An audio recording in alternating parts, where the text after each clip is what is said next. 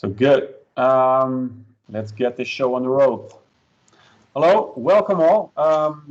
My name is Peter Custers. I'm working for the Brightlands Smart Services campus, and we're hosting this event. While it's a virtual meeting, still you need a host, and from our end, we're very happy that we can host this this event for you. Before we start, some practical remarks. Maybe you've seen it already, but I really want to point out that we are recording this session, so please be in the know of that.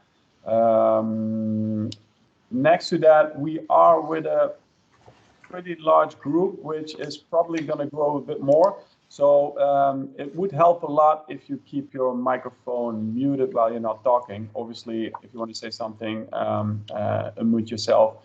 And if you like, also open up your camera, because that makes a better connection after all. I think those were the practical remarks. I think you can also use the comment section if you want to say something. And then for now, I'll give the floor over to Yvette Petit for the introduction and the facilitation of the rest of the meeting. I will see you later in the session, but for now we go over to Yvette. Thank you, Peter. My name is Yvette Petit. I work for the municipality of Heerlen, and together with my colleague Richard van Beek, we coordinate the Iplace Project. We are very thankful that the Brightlands Smart Services Campus, one of our Iplace members, is hosting this online event for us. I will shortly introduce the project. The Iplace Project is an intercity action planning network co-funded by Urbact. With 10 small cities, we are partners in a process to examine opportunities for new local economic development and find niches which will create a future economic growth.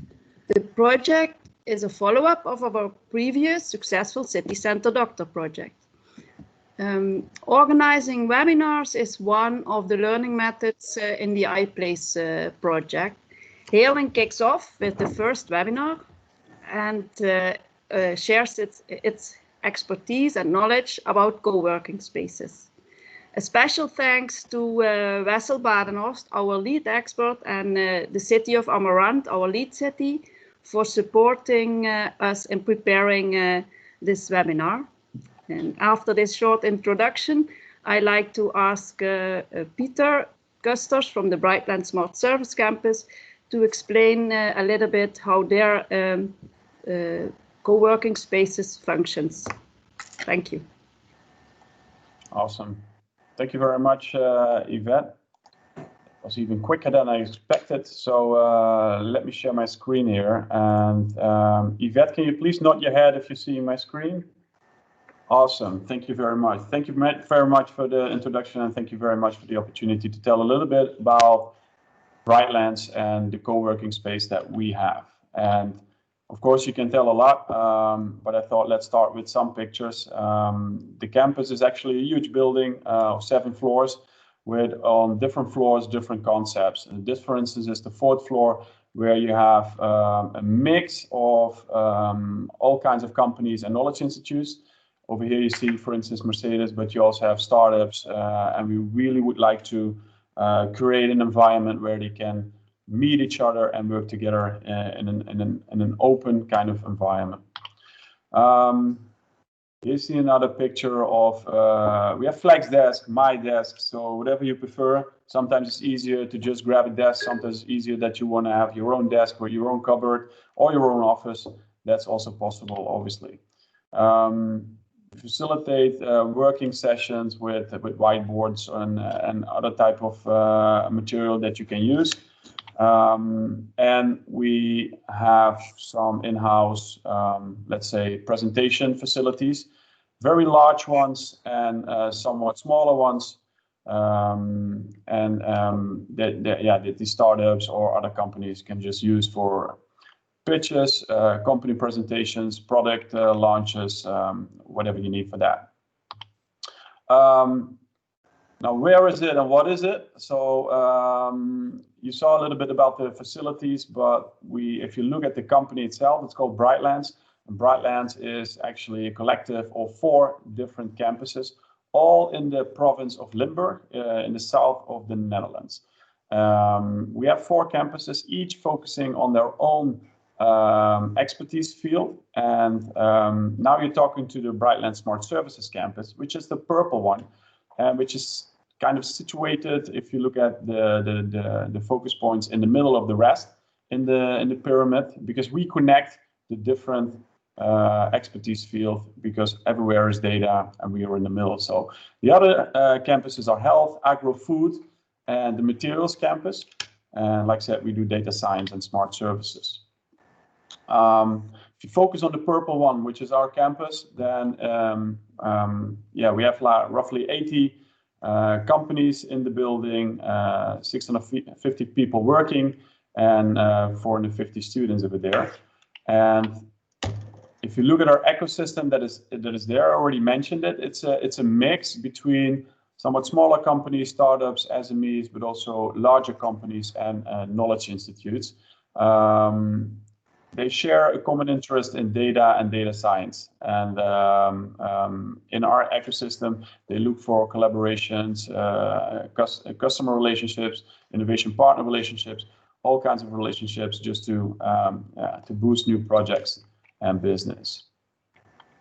Now, how do we actually fuel that ecosystem with new inspiration and new possibilities?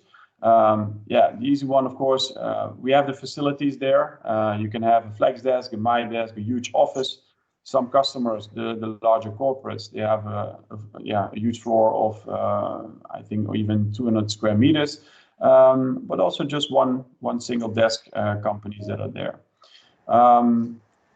We have a team of community builders that actively go out and say, hey guys, what are the things you're looking for? What are the things you can bring to the ecosystem? And we create connections. And we do that with informal meetings, now of course also with virtual meetings, network events, etc., etc.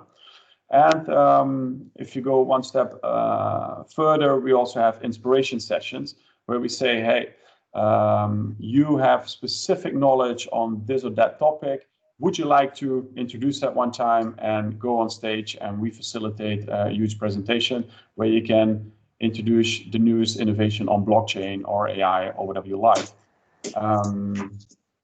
The knowledge institutes that are active on our campus, they have all this huge portfolio on educations, and that is also for their students, but also for professionals that want to establish some expertise in a certain field. They can embark in these educational programs. The knowledge institutes, I didn't mention them, by the way, but it's the University of Maastricht, Open University, another university in the Netherlands, Zuid Applied University, and TNO, which is the Dutch Applied Science Institute. And, if you go to the whole top, what is interesting to mention, and it's the last thing, is that we actively go out and create projects or programs for our ecosystem to work together. So we go out for hunting for Interact subsidies or other subsidy programs that nationally or provincially are available. Create projects, and in that regard, I can mention, for instance, the MKB Data Lab, which is a project especially for SMEs, where we help them with taking first steps in data solutions. Tech Corruption program is a similar program, but then for the huge corporates. Hackathons is something that you probably know. All these things are organized on a regular basis, usually offline. Since half a year, most of the things are happening online. But in hindsight, actually, that has been quite a success. We moved a lot of the things easily to an online space, and also with that, we're connecting our ecosystem. That was very shortly and a very short overview our campus and our facilities. If you have certain questions after this call, please reach out to me, and I can tell you everything in more detail. back to Yvette. Thank you very much. Thank you, Peter. Later on, you can also ask Peter some questions when he's in our panel. You can write these questions in the chat. Then we are very proud to present Geert. Geert is also a member of our Iplace project. He is a founder of the C-Mill in Heerlen. 15 years ago, Geert developed from a classical project developer into a business hotelier. For Geert, the world is changing all the time. Change is the new permanent. He has an absolute inspiring way of looking at co-working spaces. Geert, the screen is yours.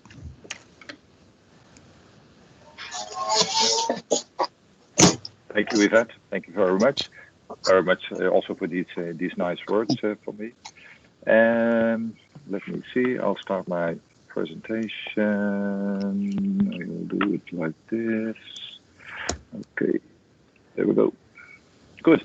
I'm going to talk with you today about co-working, and co-working for me is one of the things I'm focusing on for several years already. And one of the concepts I made for that is called rooms.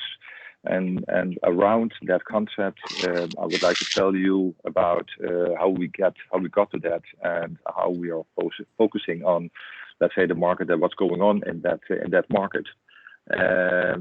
Good. So it's about a brand, creating a brand. I suppose I got a bit more time as I actually got, so it isn't a long story anymore. So it's I have to make a short story out of it. But anyhow, we can manage that. Rooms at this moment has 3 locations in the Netherlands, in the southern part of the Netherlands, in Maastricht, Aachen Airport, and Roermond. And we are focusing on, let's say, several new locations. Probably I'm going to open one in Heerlen, so my hometown, of course, in Eindhoven. And in Germany, we are looking for several locations right now. So that will be great. So to go across the border with that. So when we're talking about co-working, we're talking about, let's say, offices, basically. And a big part of our life, we are working, we are at the office. Well, maybe for the Dutch people since yesterday evening, a little bit less, of course, because of COVID, because of Corona. We aren't, let's say, that allowed anymore to be in the office, but still the office is one of the most important parts in the world where people work. And because of the fact that we are spending so much time at the office, it has to feel a little bit like home. That's our opinion, and that's our feel. And that's what we are focusing on. I'll take you with that. Every project we start within my company, we use, let's say, the golden circle. Simon Sinek learned us, starting with the why and going through the how, and eventually going to the what. And I think everybody in this call knows about Simon Sinek and about the golden circle, so we don't have to explain that anymore. But based on these 3 actions, I'm taking up my presentation for you. So starting with the why, and that brings me to, let's say, what's going on in the world at this moment, in general speaking, of course. And Yvette already told us that my opinion indeed is that change is the only thing that is consistent. The world is changing dramatically fast, not only because of COVID since the last half year, but the last decade already. And that's what I learned, is that within the coming 10 years, the world will change more than it did in the last 150 years altogether. So for me, that's a good thing. I like changes, and I like how we are going, how we are handling that.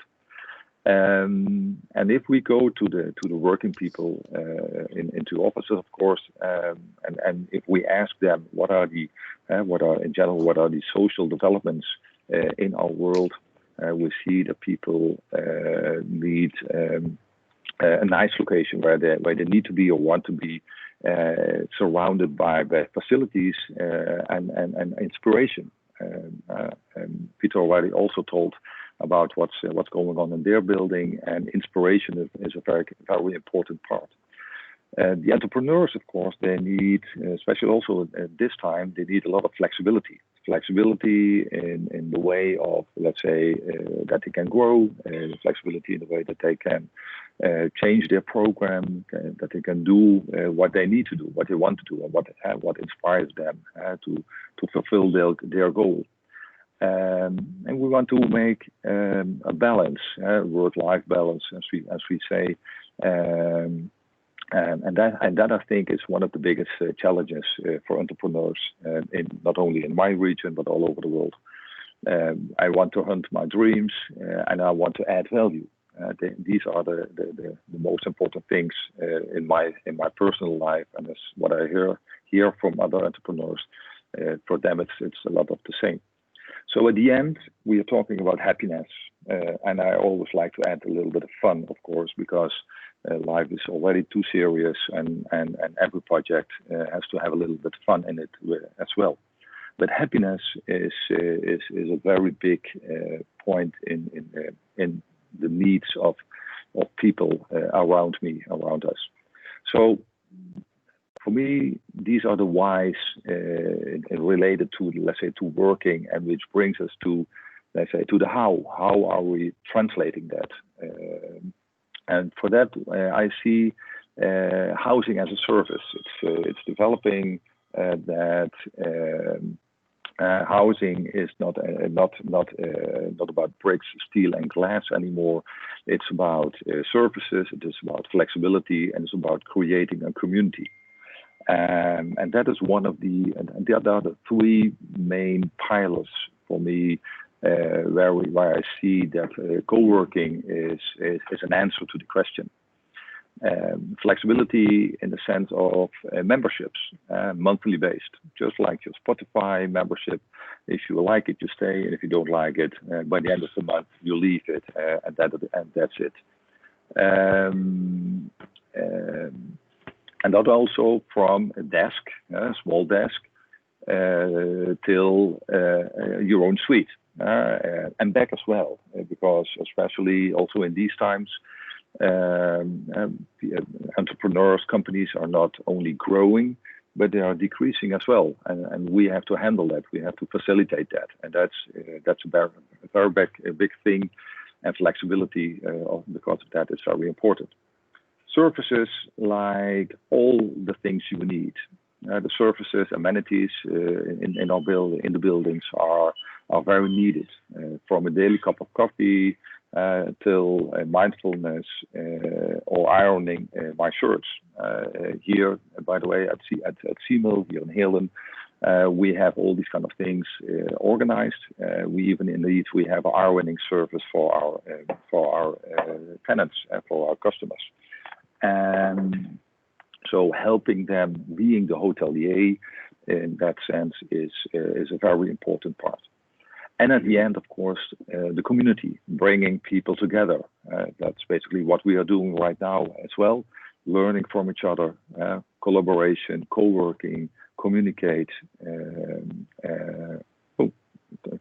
twice, I see, and especially also, of course, together, and bring people together in a community, and that helps us to develop and to fulfill, of course, our goals. And of course, we have to treat everybody like it's their birthday every day. That brings the hotelier, but also brings a little bit the possibility to bring a little bit of the fun factor in our projects. And at the end, the what? What are co-locations, co-working locations? What are they? What are they delivering? Here you see from rooms, but it could be from any other co-working location in the world as well. A lot of things which are part of the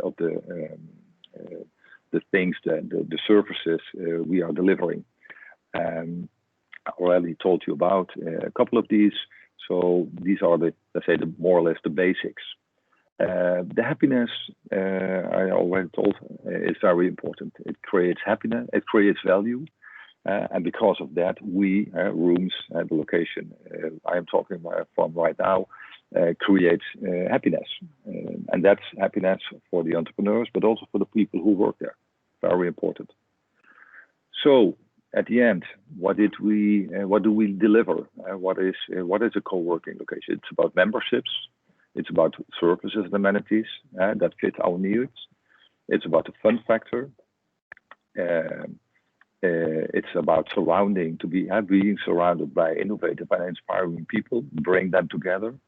And it's a very important thing is also that it has to be a mix of startups and corporates. And what I see, especially also at the Smart Service Campus, I see the corporates and I see the startups coming together. I see it at my location at Siemel. I see it at my locations at Rooms.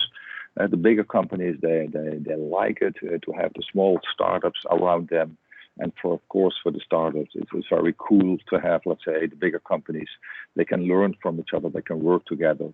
And that's one of the biggest efforts, I think, for a community in co-workings. So finally, how do I see the future of co-working? It's raising. It's going to be bigger as it is right now in general all over the world. The last figures I read about is that co-working right now is about 7% of all the offices in Europe. It will increase to more than 35%. So it's business-wise, it's very good. But the most important thing is that it shows that it will stay. It will last. It's going to be, let's say, the new way of working. And that's what I see right now because of COVID in the Netherlands, but all over the world. People have to work from home, partly, but and that's because for several companies, that's because of the big buildings they have, the high buildings they have. For instance, next to the Smart Service Campus, we have a APG. I think it's about 12, 13, 14 stories high, and people can't come to work there also because the elevator isn't suitable for that, to handle that. And the other thing is, of course, in the bigger cities, we see congestion, traffic congestion every day. So co-working can be the answer to bring the work-life balance more into order. In the sense that, let's say, people who are working for the bigger companies in the world will come to the office, let's say, once or twice a week to have their brainstorm, to have their meetings with their colleagues, etc., and get the possibility from their company they're working for to go to work from home, but also to work from a co-working location. So I think there's going to be a mix of, let's say, the bigger buildings in the city where people are working related and together with the working from home, but also working in a co-working location. I think that's going to be a big change in the way of how we work. Now, and of course, let's say co-working at the end will be or can be the basics of co-living as well. So I see a mixture getting up that co-working and co-living maybe in one building can come together. So at the end, final statement: the co-working is a very interesting and nice way to work. Brings entrepreneurs and people together, and gives a very nice possibility to have a good work-life balance. So that was my 10 minutes of fame in your group, and thank you very much. And I give back to Yvette. Thank you, Geert. That was a great story. I'm sure you inspired already a lot of people by your presentation now. Of course, we know each other a little bit, and I'm always very inspired by your slogan. The answer is yes. What's the question? So maybe later more on that. Then our next presenter is Are from Pärnu in Estonia. He is a co-founder of the co-working space Workspace. He has a lot of knowledge on developing local entrepreneurial ecosystems, and today he runs his own business. Are, please share your story with us. Yes, hello to everyone. My name is Are. I'm from Estonia, from Pärnu. I'm just showing you the also the presentation, and let's see. I hope you see all. So to give you a little bit background, then Pärnu is a small town in Estonia. We have a little bit over 40,000 inhabitants, and we are mostly famous by the title of summer capital of Estonia. So this is the environment where we are working. And my presentation, I give you 4 points. So first of all, who we are. We are a team of 6 volunteers plus our CEO. All our co-founders are young entrepreneurs and or freelancers.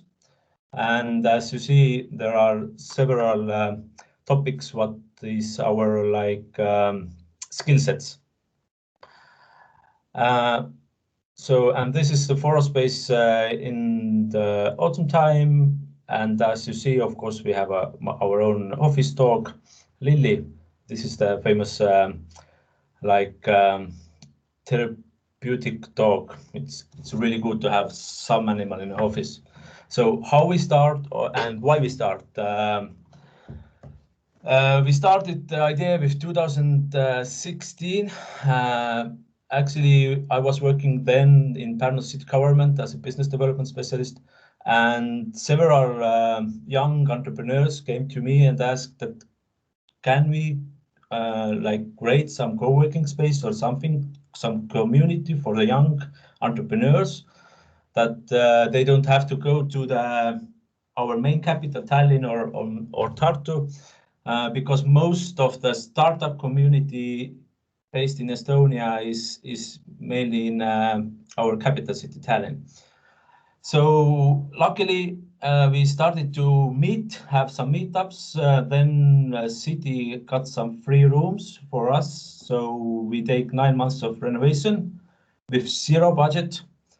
So we almost build everything ourselves. You can see the video and I will talk it also. And oops, sorry. And what is one of the lessons or things what we did, that even if you don't have money or only have an idea, you can do it. You can do it. So before that, there was a furniture shop here, and we managed to get it with our own hands to make it a co-working space. And we use a lot of sponsors, and mainly the sponsors give us some materials or offer some free furniture or something like that. And that's how we start building the co-working space. And city has a little bit interest, and they invested for the ventilation system. So you can watch the video later in our YouTube channel. We opened 2017. And today, yes, we have a co-working space area. We have a lounge room. We have meeting rooms and everything else what you need, some chill rooms and so on. So the progress, what we have done, we have been open almost 3 years now. The birthday party is next week.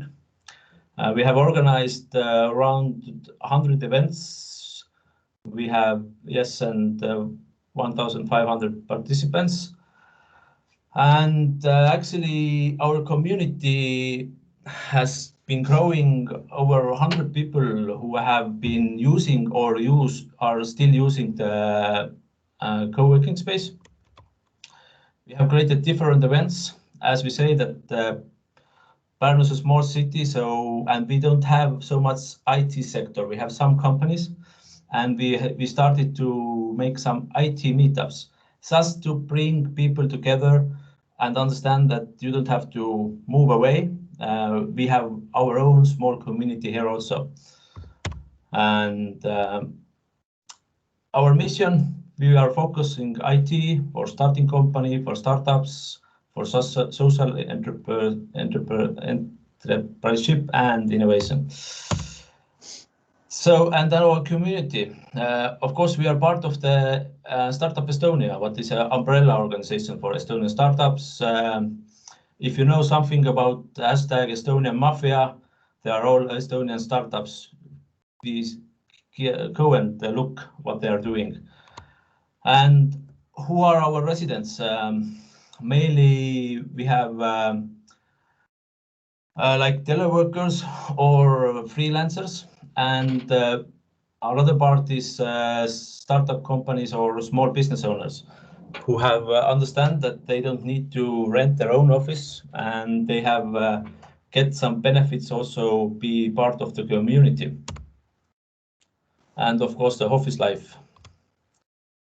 So what are the lessons?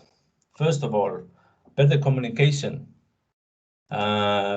Because when we first started, everyone, even the local government and our city government, thinks that we were creating a youth center. But it's totally different if we are creating a youth center or we are creating actually the community of young entrepreneurs and co-working space. So after the 3 years, now the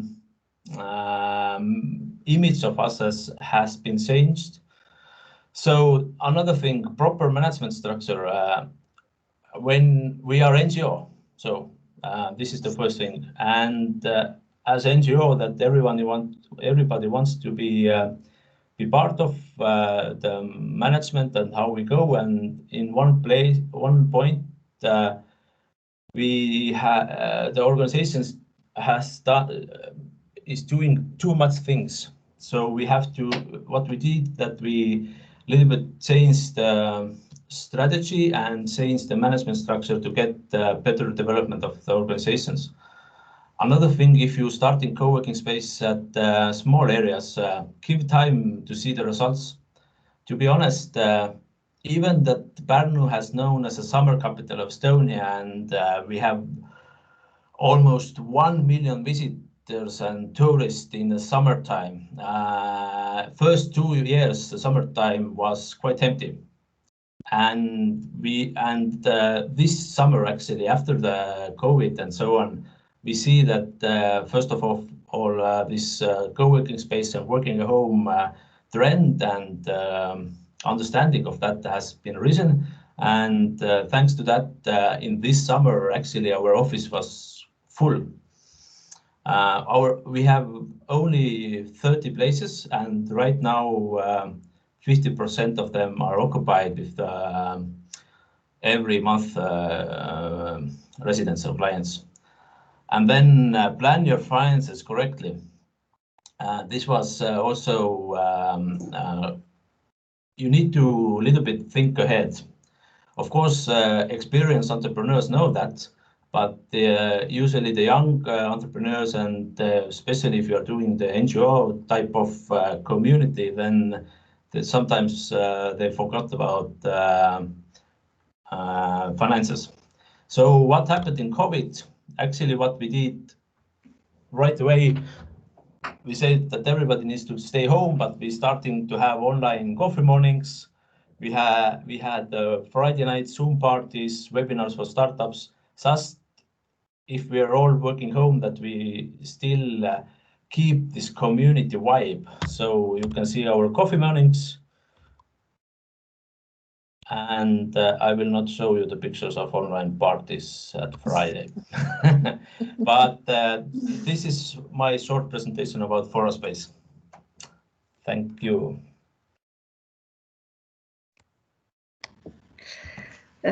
Thank you, Are, for sharing with us. I'm really impressed by the unique approach you used and start up without no money. That's really impressive. Thank you.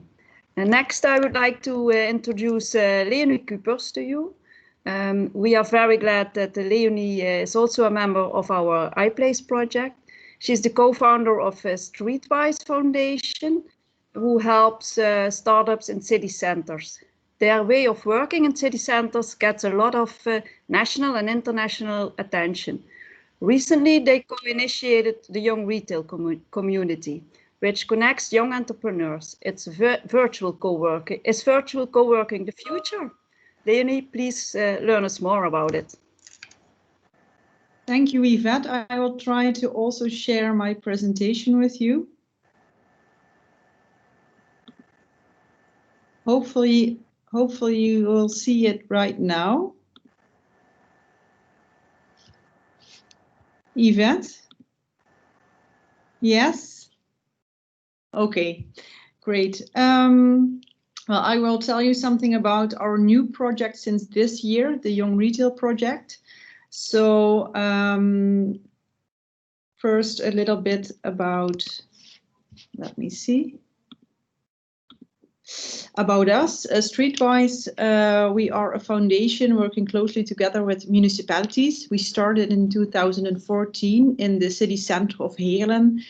And since then, we have been working in over 15 different city centers, where we want to improve the future of the center through innovative entrepreneurship. So we help set up entrepreneurs who want to start a shop, a restaurant, or an office in the city center, and we help them with every step of the way. So with the business plan, searching for a location, the permits they may need. So every step you need to take to be a successful entrepreneur in a city center. And we see that the success rate of these entrepreneurs is over 90%. So they are here to stay. And out of this group of new entrepreneurs came Young Retail. So it is an initiative of us, Streetwise, MKB Limburg, and supported by the province of Limburg. And it supports this new generation in their first phase of entrepreneurship. So it is a community of 350 entrepreneurs with age between 25 and 35 years old, approximately, and they are in their first 5 years of entrepreneurship. And what we do with the Young Retail... Sorry, Leonie, to interrupt you, but we only see your first slide. Can you put it in a presentation? Do you see the Young Retail slide right now? Mm-hmm. Okay. So what we do is create the right conditions for these entrepreneurs to get in touch with each other and build a community through an online platform. So we had a kick-off event in January where we all could meet face-to-face. And after that, we continued online.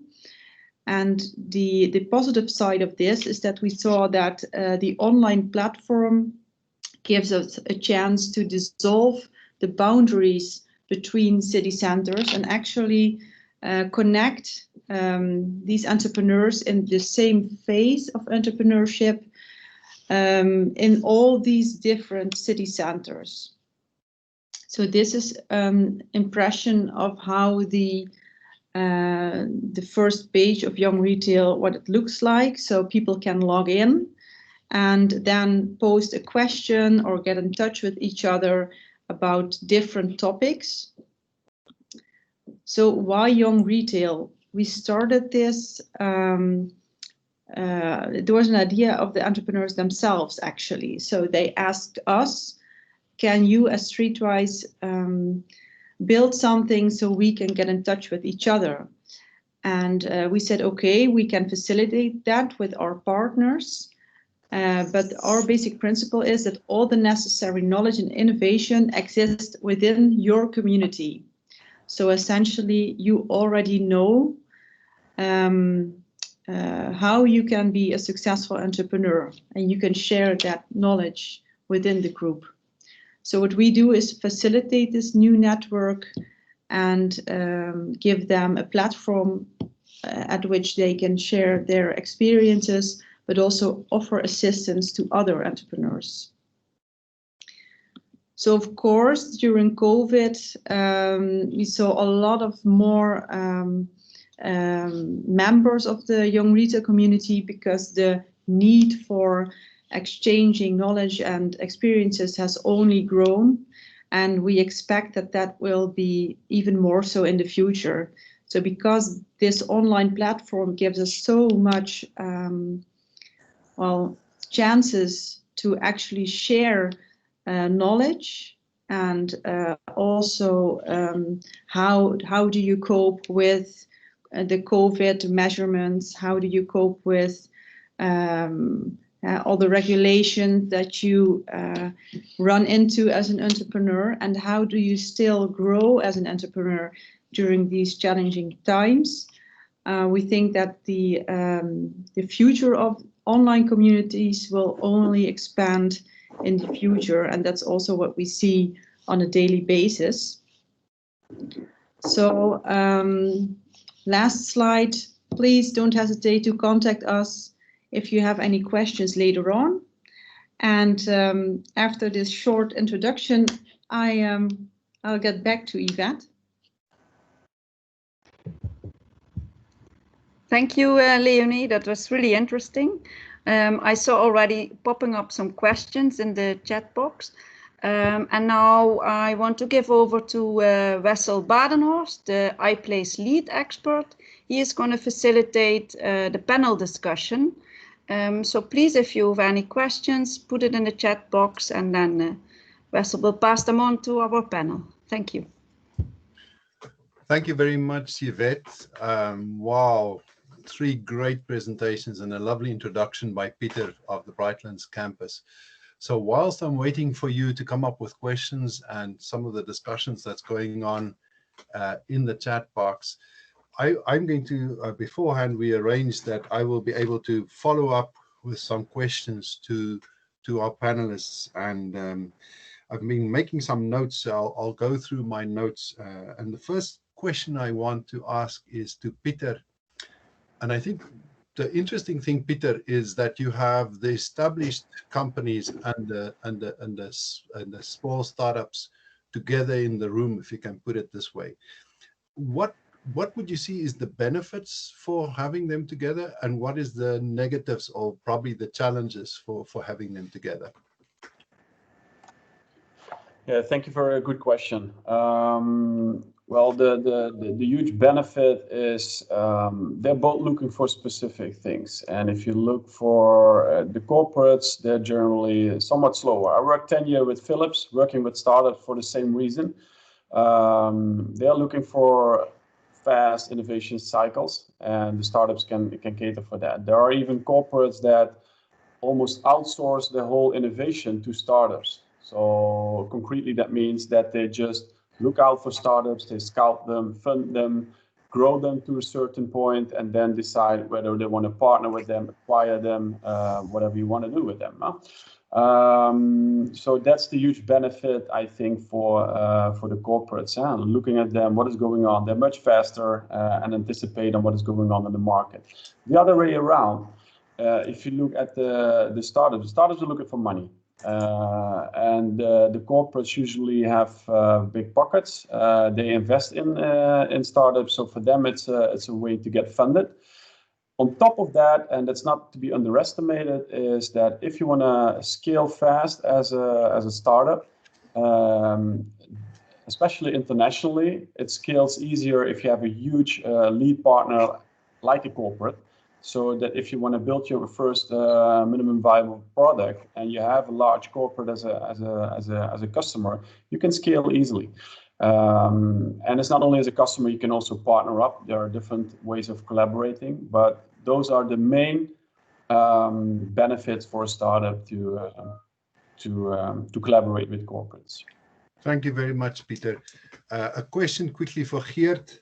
Geert, you made a very good emphasis on flexibility, and you've been in the business for 13 years, and you must have seen quite a lot of changes and how your customers change. So if a customer which you have relied on for quite a lot of income suddenly tells you tomorrow or next month, I just want a desk, I don't want 15 places in a suite, how do you deal with that? How do you manage all these flexibilities?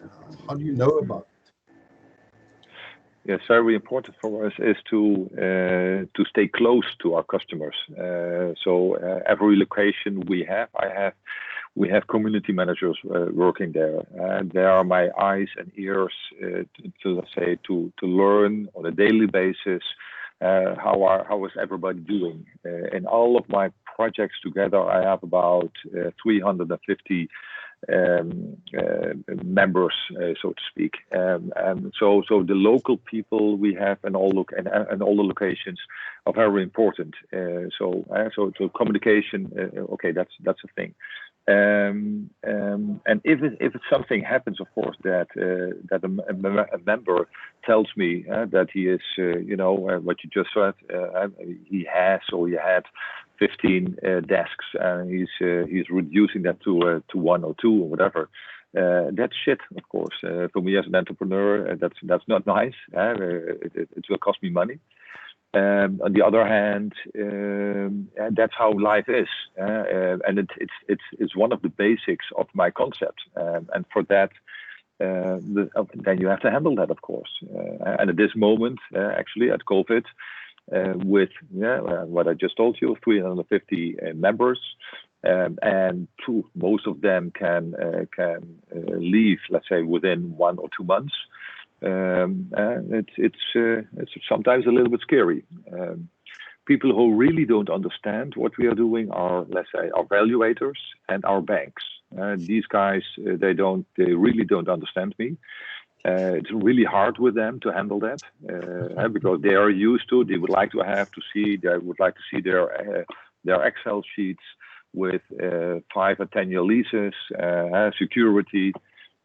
Which is, in my perspective, in my opinion, it's not any kind of security, because also what is the value in the economic sense of a 5-year lease with a startup? Nothing. If he pays next month, you make a cross and you go up to the next month. That's how it is. Yeah. So that's one side, and the other side, it gives me and my team the assignment to be the hotelier, to be the hotelier, because people also can leave our projects because they don't like it anymore. The coffee doesn't taste good anymore, and all these little things actually. And so because of that, it's really important for me that we are really the hotelier, that we bring all the services together and the community. So these are the 2 things which go hand in hand. Yeah. Thanks very much, Geert. That's an excellent point. Are, there's loads of questions for you, and it's because you said that you can start with no money, and everybody is asking, how did you do that? And how did the sponsors help? Because it looks like there was some collaboration. And the next question for you, Are, is it now a situation where you still have no money, or are you in a better situation after 4 or 5 years? So yes, how do we do that? We use a lot of sponsors, and what we actually say to the sponsors, mainly they are local companies, and we say, come on, our message was that we want that young entrepreneurs and young people stay in Pärnu, don't go to the capital, and we a little bit play with the heart, and the mission statement and so on. Of course, that backfired us afterwards to speak to the local government, because they think young people, youth center, and so on and so on. Actually, to get to the break-even point 2 years, almost 3 years. Right now we are break-even. That our main service and our main costs are break-even. To get there, we write different projects. We do different services to bring more money in. So, and what was the third question? Well, no, you answered the questions. Okay. Maybe I can just use Geert's point. Did you use a bank? Did you get finance from a bank? No, we were NGOs and we have no assets, so bank, forget about it. The bank. Sorry, no, not for you. Leonie, Are, you must have a great life. We had with no banks. Yeah. yes. We had a lot of free working hands, so that was the point. We had a big community and a lot of connections, and so everybody helped. So you just need to ask. So a question for Leonie. Leonie, just to say, if ever somebody started a initiative and then realized that they are in the best position for COVID, it must have been your project of young retail. That's amazing, because you started that before the COVID-19, and actually you are well positioned now.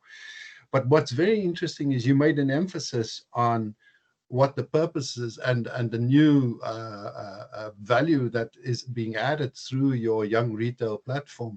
And you mentioned here something that's very interesting. You mentioned that actually it's not to try and put a lot of information there, but it's to get entrepreneurs to learn from each other.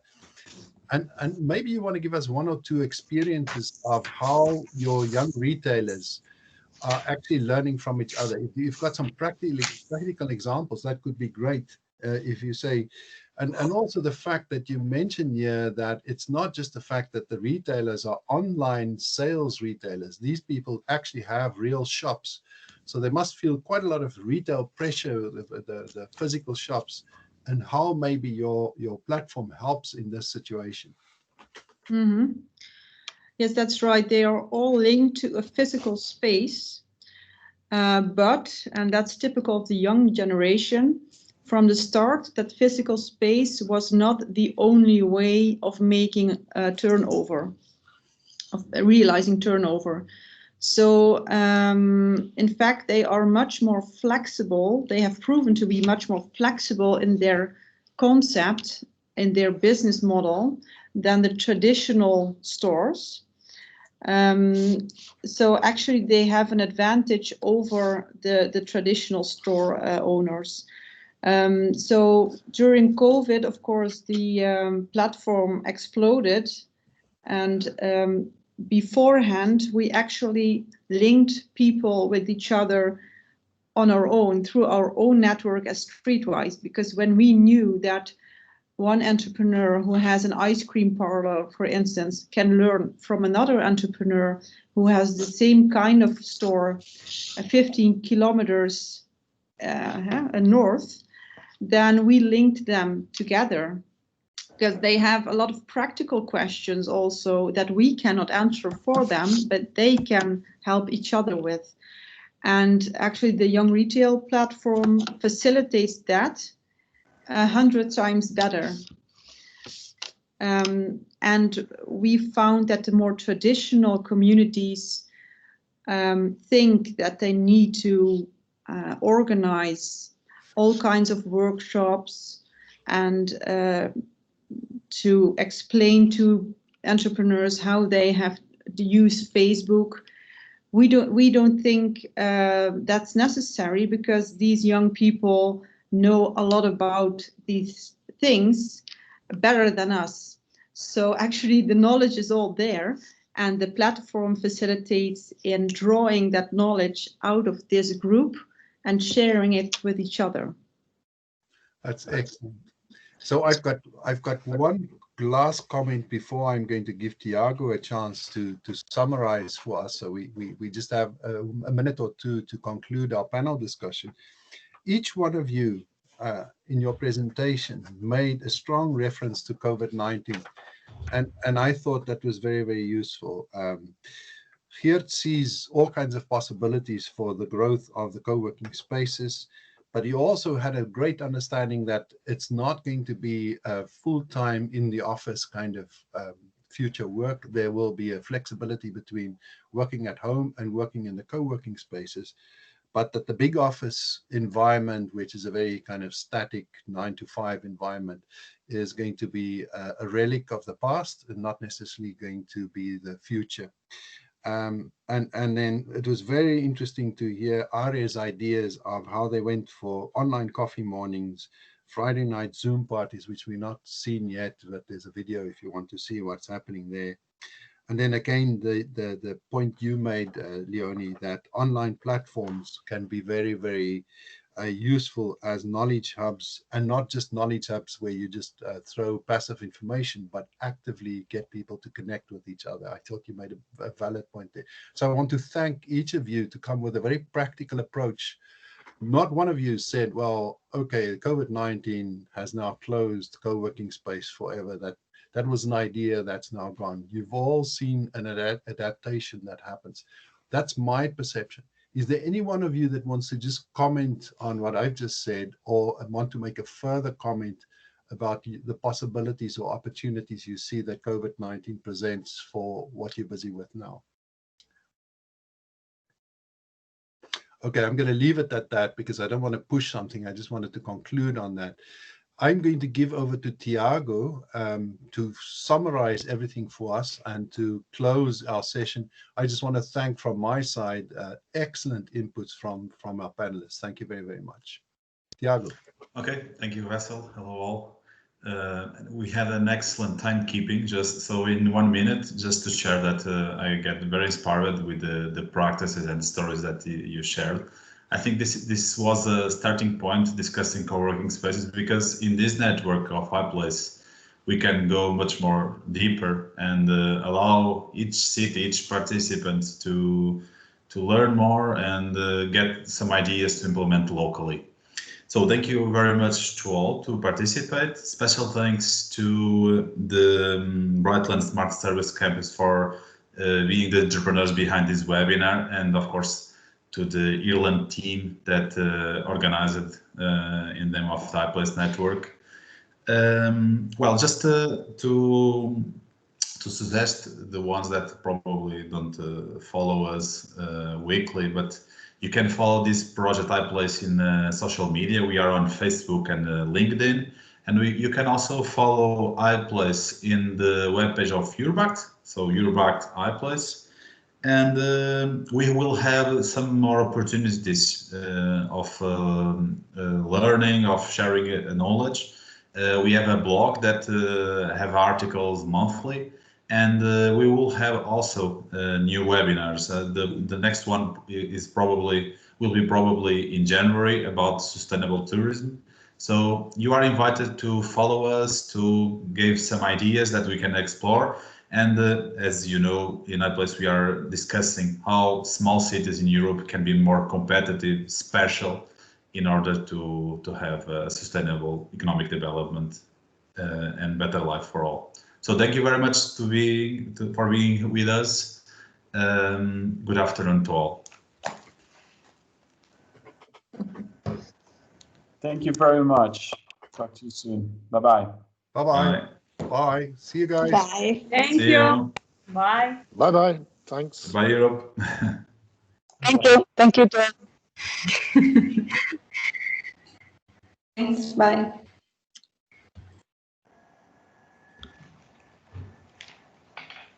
I'm just Yvette, I'm staying on, if you don't mind, just with Peter quickly.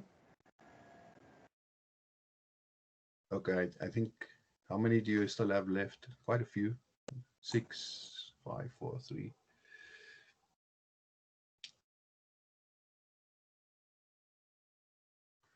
Thank you. Well, I just want to congratulate both yourself, Peter, and Yvette. You did an excellent job. This really went so well. Thank you very much. Thank you, Wessel. As usual, you make it look like you just do this every second day. And you know that's not the truth. No, very, very well done. Congratulations. Oh, thank you. It was really nice. Was it? Oh, yeah, there. Oh, Yeah. Very good. She's very good. Yeah. She was. It was really nice, this one. I really enjoyed doing this. Yeah. Well, we had good speakers and they had something Yeah. knowledgeable to share. And that's the most important thing, because they have experience. And when you have people who have a good experience and they can share the experience, that's what people want to hear. They don't actually want to hear some theory of something. They want to see how people are looking at their own experience. Yes, that's right, Wessel. It's quite practical how this works, and they had very good examples. I really enjoyed it. I also saw that Peter recorded the meeting, so that's really good. So we can also listen back and. That's what I wanted to say. We put it on the Basecamp, I think, and well, share. this is what I wanted to suggest, that Peter, if you can arrange where we can now have a link to the recording placed on the various platforms, social media platforms that we have for anybody that couldn't attend. But just in terms of the estimate for the attendance, we had a very good percentage of people who registered to actually attend it. So that's also very good. It's very useful. I think, nice. Tiago, are you still there, Tiago? No, they're gone. Okay, but Tiago might, I think he's already said to all the others, well, you now have to follow with the Erlen. Set the standard for everybody else. It was a risk by starting. It was a risk, but the subject fitted perfectly to our city, and of course we could offer very nice nice speakers, and that was really good. So I'm happy. Also Are came very nicely. So really surprised. Nice. It worked very nicely with Are coming in, and also so sometimes people want to make an excuse and they say, but it's because the Dutch have a culture, and they want to say, it must be the Dutch culture why they can do these things. But when they kind of heard that, well, yes, Are in Estonia, and they also have an approach and a can-do mentality. That was very good. Yes, that's true. That's true, Wessel. Yeah. What was nice is that I think he had also started in a way a bit like Are did in the small. That's where he got his ideas from, and started like that also. So, okay, thank you so much. Oh, Wessel, one other completely different question. I don't know if you normally start a placemaking workshop. Is there also a digital approach, or absolutely not? Or no, there is. I'm doing a lot of placemaking digital now. I can tell you, I'm starting. I've just finished 3 digital training sessions. It started in July and it's never stopped. And every time I see again, then somebody else wants to do one. So I can talk to you about, if you wanted to do digital placemaking, how we structure it and how we've done that. It works quite well. I've just done 3. I'll tell you what I would do is I will send you I did a masterclass for the architects in Ireland, 3 masterclasses in a row, and you can see how I did that. Basically what we did is I would give about 10 minutes presentation, and then you break out, and then you have a discussion in the breakout rooms, and then people come with lots of ideas back and they start discussing those ideas. So there's a good flow, so that it doesn't feel like it's just an academic discussion. It listens to people's experiences. Yeah, I'm just exploring. I'm not sure if you're going to do it like that, but I'm exploring what options we have. Okay. Yeah, but I'll send you my 3 masterclass presentations so you can have a sense of it. Okay, that's nice. Somebody wants to get in, but it's too late. Probably the time zone is an issue. Timing was wrong. Okay. Wessel, thank you very much. Thank you very really much. nice doing this together. And then Well done. talk to you soon. Congratulations. Thanks. You worked very well. Thank Keep you. well. Bye-bye.